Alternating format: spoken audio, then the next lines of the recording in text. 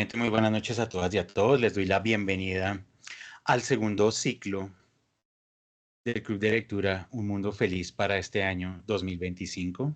La primera, ya es como tradición hablar de cómo me siento leyendo esto. Yo no lo había leído a él, pero Diego ha hecho varias notas sobre este autor porque entiendo que lo ha leído mucho, le gusta mucho. Y siempre había hablado de su complejidad, de lo mismo que acabas de hablar ahora, ¿no? Y aborda uno a este señor y no, ya a los pocos renglones uno empieza a morirse de la risa. Es que esa es una sátira fabulosa, sátira a muchas cosas y yo no sé si también puede ser a los libros de él, porque de alguna manera a mí me parece que él está haciendo sátira también sobre la ciencia ficción. No sé si a mí yo veo algo así y por eso se ve como tan liviano también, porque cuando empieza a hablar de ecuaciones y todo eso, es para morirse de la risa. O sea, él ahí no está hablando no hay ningún rigor ni nada parecido con respecto a la ciencia en algunas partes, ¿no? Entonces, no, me pareció genial. Y bueno, ¿qué quiero resaltar así de manera general? Primero, el uso del lenguaje, la importancia que él le da al uso del lenguaje, empezando por los nombres de todo. Todo significa algo o no significa nada, ¿cierto? Porque sí, o sea, clap, clap es como una onomatopeya o algo del aplauso o algo así, y el nombre del otro señor también tiene un significado, bueno, etcétera. Entonces, a través de los tres relatos vi eso, muchísima importancia del lenguaje. Incluso hay una parte en que uno de los monarcas, o sea, en una de los países, o perdón, no, una parte del continente, dan casi que clases de psicología positiva. Entonces, ¿cierto? La importancia del lenguaje para mantener a la gente alegre, los súbditos, etcétera, eso me gustó muchísimo. Lo segundo, la importancia de los constructores. A mí me parece que en partes hay ironía y todo, pero hay también como un homenaje a los creadores, o yo lo siento así, o sea, le da muchísima importancia a la creación, a lo nuevo, a hacer algo diferente, que es el papel de estos personajes. Y el tercero, la tercera nota sería sobre el poder, ¿no? Sobre lo que es detentar el poder, o sea, las aparentes diferencias a las que le dedica muchísimo en esta primera trampa de Garganciano. Le dedica muchísimo a mostrar cómo es cada uno de los monarcas, pero cuando vamos a ver cómo detentan el poder, pues ahí el asunto es el mismo, el belicismo, la guerra, cómo utilizan las herramientas y por último, hablar de esto, ¿no? Que es tan actual para nosotros, la utilización de la herramienta. Hoy hablamos de inteligencia artificial, este señor parece que hubiera vivido el asunto aquí con nosotros, pero entonces en este primer relato no importa el para qué, ¿cierto? Sino utilizar la herramienta, utilizar algo nuevo, algo diferente, y el asunto está en definir cuáles son las herramientas que se van a utilizar. Entonces, pues, esos son como los temitas que me parecieron importantes, sobre todo en esta trampa de Garganciano. Gracias. Comparto muchas de las apreciaciones que dijeron. Lo he disfrutado un montón. Yo que fui un poco infeliz con La isla del doctor Moreau, este libro sí me enganchó desde el principio. Me parece muy bello. Entonces, digamos, me lo vendiste, Diego, por WhatsApp, porque no estaba segura de meterme en el ciclo por la comparación con Ray Bradbury. Precisamente como por eso, más que eso que comentas, como de que son cuentos que tienen un hilo conductor, que en este caso pues son los personajes, siento que es por lo poético, de verdad, como por esa sensibilidad. Entonces, a ver, ¿cómo me organizo lo que quiero comentar? Pues en primer lugar, a ver, sí, bueno, hablemos de lo poético, como que especialmente con la expedición primera, o sea, eso me pareció increíble porque, digamos, María se hablaba como del tema de inteligencia artificial, pero siento que sí es una aproximación muy diferente a cómo lo estamos viviendo en nuestro entorno, ¿no? Porque, pues, a mi ver, como que el tipo de inteligencia artificial que tenemos ahora pues es muy utilitario, ¿no? Como este tema de siempre la solución más eficiente a un problema y como pues con estas máquinas que no entienden pues la información que procesan, solo la procesan y te botan un resultado, tanto así pues que está como este tema de, como eso se le llama a eso, pues como la fantasía, ¿no? De la inteligencia artificial que a veces se inventan noticias, se inventan hechos históricos para que cuadre. Eh, en cambio, digamos, en el segundo cuento, que es este pues del robot, del bardo, ¿cómo es que le pusieron? Bueno, el robot poeta.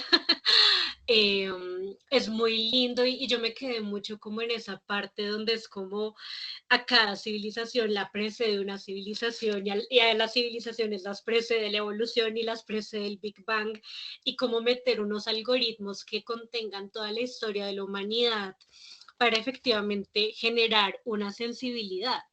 Entonces, como que aquí sí hay una apuesta y una idea como de pensar en lo que, mejor dicho, sí, una propuesta como de unas máquinas que de verdad piensan y sienten. Entonces, como donde estos creadores, pues, sí, son creadores de unas sensibilidades, de unas creatividades, pues ahí sí muy similares a la humana, porque tocan la humanidad en sí misma, no es solamente información. Entonces eso me pareció increíble, me pareció muy bello y me gusta mucho como esta forma de jugar con eso, como con esta propuesta pues muy innovadora, como de futuro. Al tiempo pues con eso que comentaba Diego de la parte científica, ¿no? Donde es chévere porque ellos son como muy creadores y muy ingenieros, constructores, pues como con las fórmulas que dicen y las discusiones que tienen, es súper chévere, pero lo que estaban diciendo no se lo toman muy en serio, o sea, como que toman mucho como esos elementos de la técnica, pero pues es poético, es juguetón, es divertido. eh, entonces, pues eso lo hace muy liviano. Otra cosa que a mí me dejó pensando mucho y en eso también pues se parece un poquito a Bradbury, como pues lo que digo, yo siento que la humanidad y las humanidades están como muy en el centro de esto. Y algo que me parece curioso es que como yo me lo imagino y de pronto ustedes se lo imaginan de una forma muy diferente, pero es chistoso que cuando se habla de estos reinos y estas cosas, pues como que sí es como una visión un poco como medieval, como épica, entonces es diferente como otras visiones de futuro que tenemos que son como muy basadas en la modernidad, ¿no? Sino que aquí tiene como este elemento como clásico. Entonces, como que a mí hasta me acuerda como el Señor de los Anillos, ¿no? Como esto de recorrer un mundo y eso también me parece muy innovador y me acuerda, pues, hay algo uno que otro cuento en las crónicas marcianas, como que de la sociedad que había en Marte antes de la llegada de los terrícolas, que era así, eran como otras ideas de civilización que no pasan como por nuestra revolución industrial o como por, no, sino es diferente. Además, Cabe recordar que, digamos, Lem con este tono jocoso, con este tono sarcástico, con este tono tan ácido que hemos ido encontrando en estos relatos, él tiene otro conjunto también de libros, casi siempre son relatos cortos, donde hace esos juegos. Estaba pensando en Vacío Perfecto y en Magnitud Imaginada. Son libros cortos de él donde él está haciendo unos juegos también con el lenguaje, porque me parece que eso, el juego con el lenguaje para él es fundamental en la construcción de estas historias. Incluso muy borgiano hasta cierto punto, creo que en Magnitud Imaginada, porque creo que ese es el libro donde él se inventa prólogos de libros que no existieron. Eso es encantadorcísimo. Y es muy divertido realmente leer esa propuesta de Lem. Y es un Lem, de nuevo, muy fresco, con un lenguaje más bien sencillo, con ese humor ácido que ya le hemos ido empezando a a hallar en estos relatos. Entonces, me parece que Lem sí tiene sus dos momentos, uno donde él se relaja bastante en cierto tipo de obras donde él quiere jugar mucho con el lenguaje y como con el juego de la imaginación realmente. Y tiene otro tipo de historias, caso Solaris, donde efectivamente él le interesa desarrollar una tesis, porque me parece que en Solaris Lem desarrolla una tesis.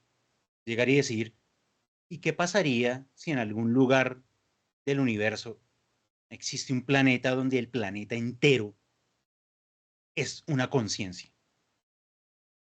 Pucha, eso es una tesis tremenda. ¿Y cómo sería la interacción de los humanos con eso? Listo. Ahí está el argumento de Solaris para quien le interese acercarse a esa novela. Rápidamente quiero señalar que la primera expedición definitivamente me puso a pensar mucho en el nazismo y en su regreso, ¿no? Porque estamos viviendo este regreso, este retorno extraño de todas estas ideas megalómanas de cierto tipo de sujetos que consideran que tienen el poder total en sus manos y que pueden tomar cierto tipo de determinaciones. Y me parece que es, ya lo señalaba más o menos Nayarit, es importante leer a Lem en este momento precisamente por esa razón, para poder mirar que esos sujetos son apenas una caricatura de sí mismos, que no se les puede tomar en serio, porque son ridículos, porque sus discursos y sus decisiones son ridículas. Cuando uno le da como una trascendencia que no debería a ese tipo de sujetos es cuando las cosas se empiezan a desbordar demasiado. Y creo que él a través de la construcción de estos dos reyes, pues básicamente lo que nos está invitando es a decir como, hombre, sí, cada uno quiere pintar que va a un lugar diferente, pero realmente los dos quieren exactamente lo mismo. De nuevo, cambian los medios, pero el fin es el mismo. El fin es esa megalomanía de yo quiero tener el poder, yo quiero tener el control total de. Y eso pues obviamente en estamentos de poder, cada media hora uno está escuchando ese tipo de cosas. Personas que dicen como, no, es que yo soy la decisión. Y uno es como, hombre, pues no, yo no creo. eh, Algo que me parece interesantísimo de la segunda expedición, que es la primera A, la del bardo, la del electrobardo, es como, yo no sé hasta qué punto también, sobre todo al inicio, nos está presentando una suerte de que el poeta es un poco producto también del absurdo, ¿no? O sea, que precisamente no lo produce la lógica, sino, llamémoslo todo lo contrario. No sé si lo contrario es lo irracional o lo ilógico, pero es todo lo contrario. Pero a la vez, y lo señalaba Nayarit hace un momento, parte de la exigencia de ser poeta es tener la capacidad de tener todo el conocimiento del mundo ahí. Entonces, es como casi una contradicción, o sea, no puede ser lógico, pero tiene que estar lleno de todo lo que hay en el mundo. Y poco a poco, porque a mí me gusta mucho ese proceso y progreso del electrobardo, donde al principio pues lo que escupe son cosas absurdas, o sea, de hecho carentes de sentido. sus, sus versos son una cosa ahí como muy jueguitos, como de palabra casi infantil, ¿no? Apentula, norato, talzones gordosos, enredeles, cubicla y mata, torrijas, herpidanos, mañota y suple, vencijas y mordientes purlones, videa, carposos. Eso es casi un juego vanguardista, ¿no? Entonces uno ya dice, claro, ese primer paso donde empieza a crear cosas, pero como que todo el mundo es como, no, pero eso para dónde va, y por ahí hasta se quejan, ¿no? Que es malísimo, porque además se parece a uno de los dos, o sea, ahí hay una crítica que me parece muy interesante de cómo no sé, bueno, no sé hasta qué punto es crítica, pero como esa forma de pensar la poesía como, no, usted no llega a la poesía como una, como una iluminación mística, sino hasta cierto punto usted necesita un camino que puede ser incluso un poco largo para luego llegar, y entonces el segundo momento del cuento, procesos de aprendizaje, sí, de acuerdo. La parte irónica, la más irónica de todo esto es que efectivamente luego el electrobardo le empieza a ganar a los grandes poetas existentes. Que de nuevo, para la época en que escribe y publica este relato Lem, pues pensar en una máquina que hacía poesía era una cosa como loca. O sea, al nivel de lo absurdo. Y precisamente hoy en día, parte de nuestra discusión es precisamente eso. En una clase que espero dar próximamente, donde estoy trabajando, quiero abordar ese tema. Quiero que trabajemos, voy a trabajar con los estudiantes estas páginas para crear poesía. Y quiero que nos pongamos, uno, a crear poesía, y dos, luego a sentarnos a mirar a ver qué carajos es lo que terminan saliendo de ese tipo de máquinas. Para poder entender por qué hoy uno puede buscar páginas que dicen creador de poesía con IA, y le ofrecen a uno eso, ¿no? O sea, como, ¿qué necesita? Octosílabos, y necesita que métrica, y yo decía como, pero qué lo, además porque hay páginas que son súper conservadoras, ¿no? O sea, solo bota sonetos. Y uno, no, pues, perdón, ¿no? O sea, si no es un soneto, no es poesía. Pero hay otras que dice como, ah, no, usted quiere trabajar verso libre y no sé qué. Y uno dice como, pero pues es que esta máquina lo hace absolutamente todo. Bueno, vamos a ver, pero es interesante que estamos hoy en día discutiendo ese tipo de cosas. ¿Será que esa máquina va en algún punto, qué sé yo, a crear un poema que termine ganando un concurso? Claro, si uno está ante la situación de debo construir a un animal que es inteligente y es sagaz y es supremamente ágil, que puede desafiar, pues, a este rey. Se generan dos problemas. Si el rey mata al animal, es muy fácil y yo como constructor pierdo la vida. Si el animal se come al rey, eso es un problema y me toca terminar huyendo. Entonces, básicamente todo el cuento es como la reflexión como de, bueno, ante esa situación, ¿qué terminamos haciendo? Y después de una extensísima disquisición, que es básicamente todo el cuento, es como, no, pues el que hay que caerles al rey. Y ya. Es muy divertido por eso, ¿no? Como que, claro, de nuevo, pudo haber sido un cuento muy clichésudo, diciendo como, no, sí, bueno, entonces como somos los mejores constructores del universo, entonces le vamos a hacer, pues, le vamos a cumplir su deseo, y en ese cumplirle el deseo al rey, pues entonces o sea, se desencadenarían otro montón de situaciones ahí muy particulares, y básicamente como que uno entraría como a la discusión de si efectivamente lograron construir el monstruo que se necesitaba o no. Pero le muy inteligentemente le da una vuelta más a ese problema, y es como, no, pero antes de construir lo que me están pidiendo, yo tengo que pensar muy bien cómo voy a salir de esta. Eso me parece que es muy divertido de ese cuento en particular. María C., te escuchamos.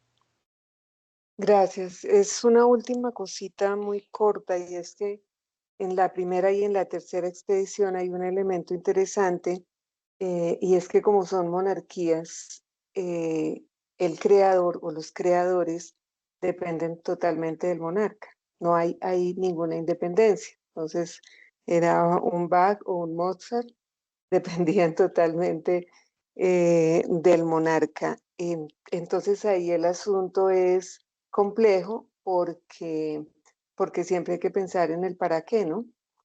O sea, o sea, sí, hacían las máquinas mejores, esto, pero ¿para qué? O sea, ¿cuál es el elemento del poder? Es ahí muy importante en esa definición. Entonces era eso solamente. Vale, muchas gracias. Vaya, sí. Em, en aras de, de ese humor tan particular de Lem en estos cuentos y ahí en el del rey Cruelio, em, cuando, qué sé yo, como publican su experimento en una revista además, o sea, supremamente, eso sí es clichésudo, como no, o sea, este invento es tan bueno que me toca publicarlo. El nombre tan exageradísimo, pero bueno, de nuevo, burlándose un poco como de toda esa situación, ¿no? De las funciones universalmente recursivas eta, meta, beta para el caso particular de transformación de fuerzas policíacas en fuerzas de correos y de monstruos en el campo de compensación de los cascabeles solucionadas por carruajes de 2, 3, 4 y N ruedas pintados de verde con una lámpara topológica de petróleo usándose una matriz reversible al aceite de ricino teñido de rosa para despistar, o sea, la teoría universal monista y policíaca del monstrismo en el enfoque de altas matemáticas. Claro, el nombre es muy exacto, lo cual es muy interesante. O sea, el nombre está diciendo qué fue lo que les tocó hacer. Pero pues, hombre, o sea, qué cosa tan loca. Y claro, luego termina diciendo, por descontado, nadie entre los cortesanos, cancilleres, oficiales e incluso la misma policía tan maltratada entendía una palabra de todo esto. Pero los constructores les daba lo mismo. Claro, o sea, que no entiendan, no, o sea, eso a mí no me importa, o sea, yo finalmente lo que necesito es armar lo que me va a permitir salirme de este embrollo en el que me estoy metiendo por haber aceptado la, la petición del rey, que es lo que señalaba María C. O sea, son creadores, pero no en contexto de libertad creativa, sino en contextos de necesidades de terceros. Y terceros que además tienen todo el poder, porque son reyes. Entonces, ¿cómo? Es casi como si la pregunta hubiera sido, ¿cómo sería hacer ciencia supeditada a las necesidades de un rey? O sea, qué complejo. Qué complejo termina siendo, básicamente, porque pues es llegar y decir, sí, yo tengo las capacidades y me dan los recursos, pero pues hay ahí una necesidad a cumplir que es la que me está pidiendo ese señor. Y que ya la que pide Cruelio, pues ya es una cosa que uno llegue y dice, hombre, pues para satisfacerte la cosa se empieza a poner un poco peleaguda porque pues me toca empezar a discutir acerca de si lo hago es excelentemente bien, pero pues yo no sé si eso luego va a terminar costándome a mí mi propia existencia. Eso me parece que es un planteamiento muy interesante. Bueno, sí, un poco lo que finalmente le termina pasando al señor Oppenheimer. Aunque en nuestro contexto tampoco es que se haga ciencia por libertad creativa, no está sujeto a un rey, sino a las demandas del mercado. Sí, pero mira que, por ejemplo, estaba pensando otra vez en el amigo Elon Musk. Una crítica ahorita que le estaban haciendo recientemente sobre su proyecto del SpaceX es la cantidad de dinero que se está gastando para cohetes que se le están cayendo.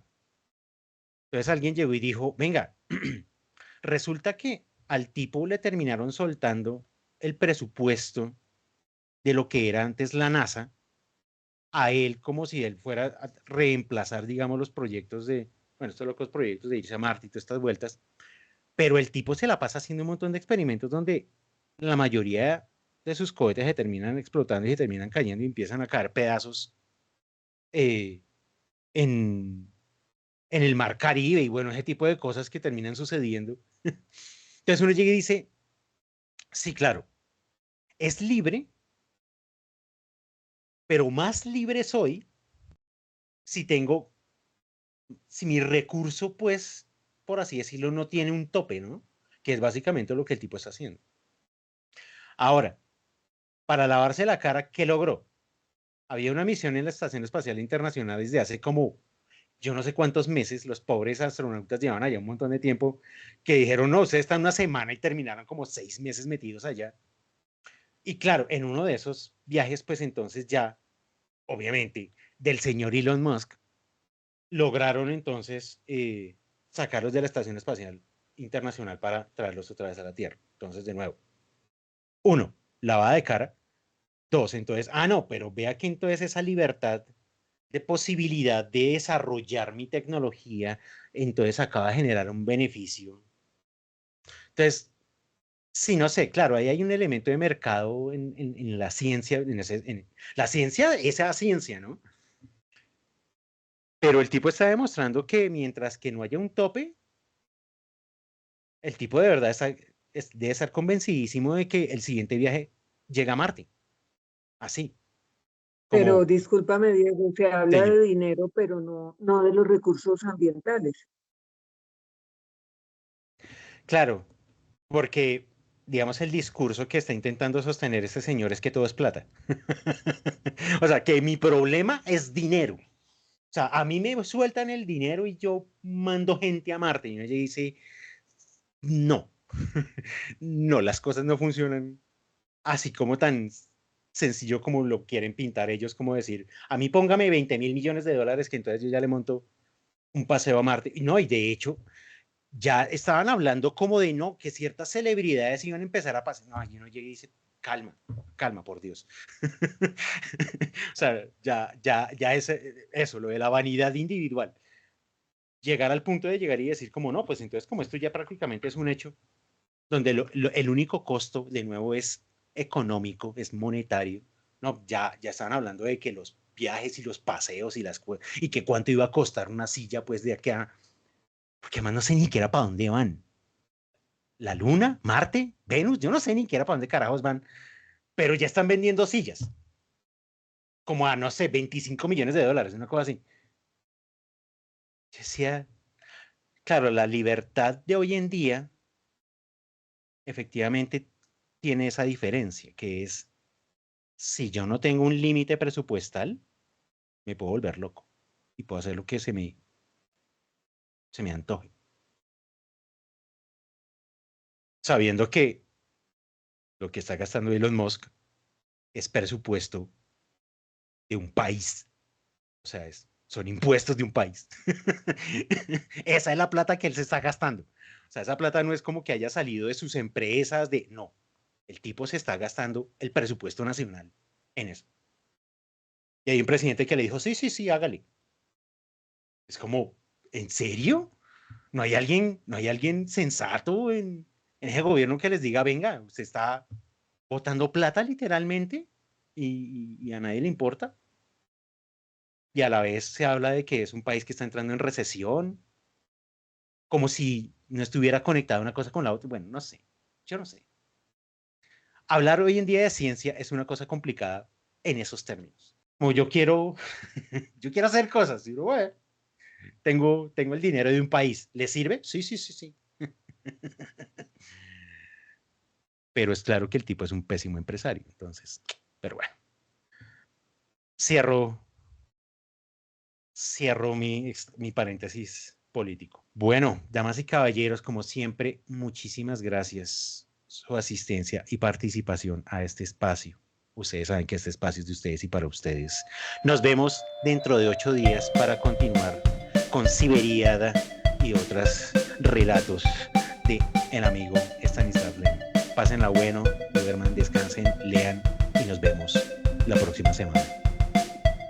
Gracias, Diego, gracias a todos. Chao, chao.